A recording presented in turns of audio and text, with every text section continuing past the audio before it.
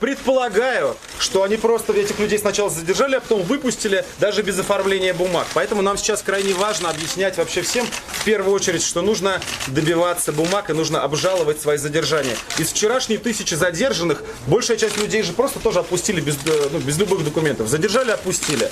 Мы сейчас выпустим специальную инструкцию, специальный видеоролик, где объясним им всем, что нужно обязательно все бумажки сохранить, свои задержания обжаловать. Пусть даже в таких судах это будет простой процесс. Пришел, сразу получил отказ, но его нужно получить для того, чтобы иметь возможность обратиться в Европейский суд по правам человека.